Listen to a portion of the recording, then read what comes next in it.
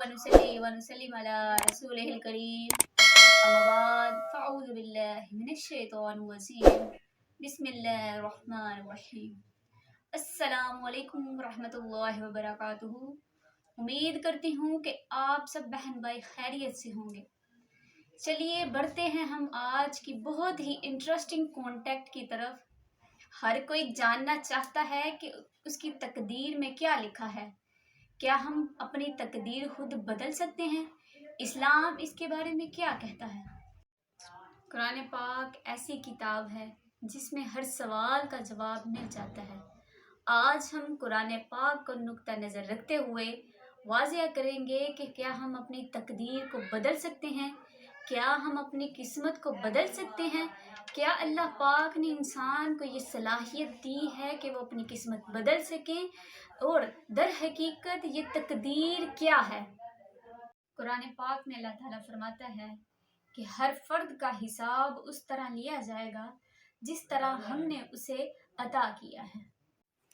بہتر جاننے والا صرف اللہ ہے، چاہے کوئی ایمان لائے یا پھر کفر کرے، دنیا میں نیک عمل کرے یا خود کو برائی اور غلط کاموں میں شامل کر لے، اللہ کو اس کا پہلے سے ہی علم ہے۔ بے شک اللہ پوری کائنات کا خالق اور مالک ہے، لیکن اللہ نے انسان کو ول پاور دی ہے کہ وہ راستہ بتایا گیا ہے کہ نیکی کا اور برائی کا۔ اب یہ ہماری ول پاور ہے کہ ہم اپنے نفس سے جنگ کرنے میں کس حد تک کامیاب ہوتے ہیں۔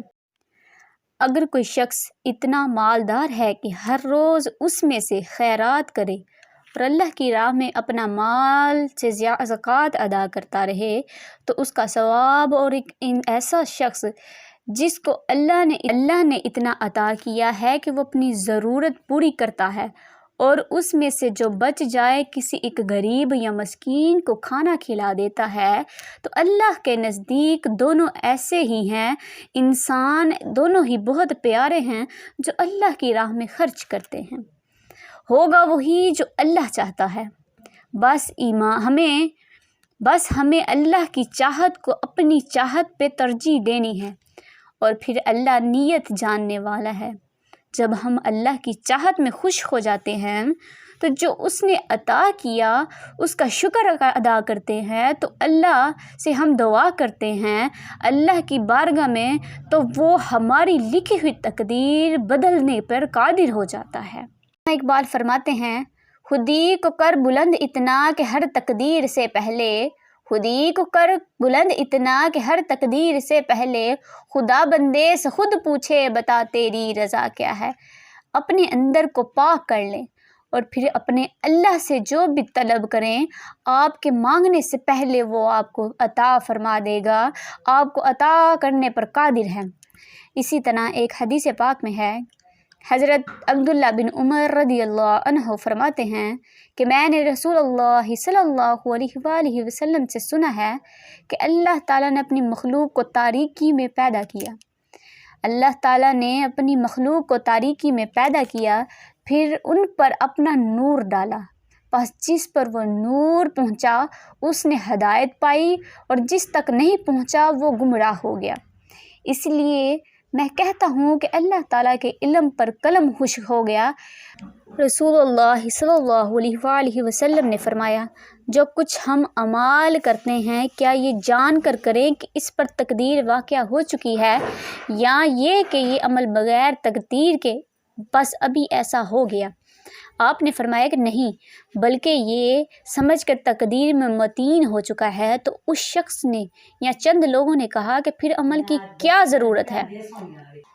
آپ نے فرمایا، بے شک اہل جنت کو جنت میں لے جانے والے اعمال کی توفیق ملتی ہے، اور اہل دوزخ کو دوزخ میں لے جانے والے اعمال کی توفیق ملتی ہے۔ نبی کریم صلی اللہ علیہ وآلہ وسلم نے ارشاد فرمایا، تم میں کوئی شخص مومن نہ ہوگا جب تک کہ تقدیر پر ایمان نہ لائے، اس کی بھلائی پر بھی اور اس کی برائی پر بھی، یہاں تک کہ یقین کر لے کہ جو بات واقع ہونے والی تھی وہ اس سے ہٹنے والی نہ تھی، اور جو بات اس سے ہٹنے والی تھی وہ اس پر واقع ہونے والی نہ تھی۔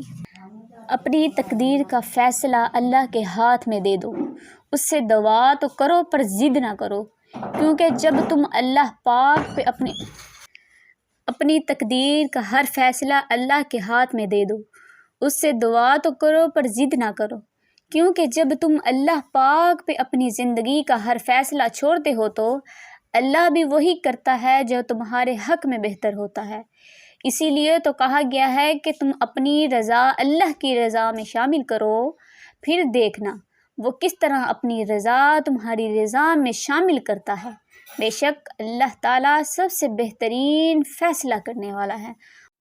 دعا تقدیر کو بدل سکتی ہے، فرمان الہی ہے، ہر ایک وعدہ لکھا ہوا ہے، جو اللہ چاہتا ہے اس سے مٹا دیتا ہے، جو اللہ چاہتا ہے وہ برقرار رکھتا ہے۔ اسی کے پاس اصل کتاب لوح محفوظ ہے۔ رسول اکرم صلی اللہ علیہ وآلہ وسلم نے فرمایا، تقدیر کو دعا ہی روک سکتی ہے، نیکی عمر میں اضافہ کرتی ہے۔ ایک بار عمر فاروق بیت اللہ کا طواف کرتے ہوئے رو رو کر دعا مانگ رہے تھے کہ اے اللہ، اگر آپ نے مجھ پر کوئی بدبختی لکھ دی ہے تو اسے مٹا دیجیے، اگر کوئی خوش بختی لکھ دی ہے تو اسے برقرار رکھیے، کیونکہ آپ چاہتے ہیں مٹا دیتے ہیں، جسے چاہے بحال رکھتے ہیں۔ الکتاب محفوظ آپ کے پاس ہے، اسی لیے بدبختی کو سعادت سے اور گناہ کو نیکی سے بدل دیجیے۔ اللہ تعالیٰ کے علم میں جو کچھ بھی ہونے والا تھا، جو کچھ بندہ کرنے والا تھا، اس کو اللہ پاک نے سب سے پہلے جان کر لکھ لیا۔ کسی کی قسمت میں بھلائی لکھی، کسی کی قسمت میں برائی لکھی۔ اس کے لکھ دینے نے بندے کو مجبور نہیں کر دیا کہ جو اللہ نے لکھ دیا وہ بندے مجبور ہو کر کرنا پڑتا ہے، بلکہ بندہ جیسے کرنے والا تھا ویسا ہی اس نے لکھ دیا۔ کسی آدمی کی قسمت میں برائی لکھی تو اس لیے کہ یہ آدمی برائی کرنے والا تھا، اگر یہ بھلائی کرنے والا ہوتا تو اس کی قسمت میں بھلائی ہی لکھتا۔ اللہ کے علم نے، اللہ تعالیٰ نے جو اللہ پاک کے علم میں تھا وہ اللہ پاک نے لکھ دیا، کسی کو مجبور نہیں کیا۔ اسی طرح کسی نے حضرت علی سے پوچھا کہ جب ہماری قسمت پہلے سے ہی لکھ دی گئی ہے تو دعا کا کیا فائدہ؟ تو آپ نے فرمایا، دعا قسمت یعنی تقدیر کو بدل سکتی ہے۔ نصیب بے شک اس کے ہاتھ میں ہے، مگر دعاؤں کا اختیار اس نے ہمیں دیا ہے، اور دعائیں ہی ہیں جو تقدیر بدلنے کی طاقت رکھتی ہیں۔ اللہ ضائع نہیں کرے گا ہماری دعا، ہمارا صبر، ذرا انتظار کرو۔ وما علینا الا البلاغ المبین۔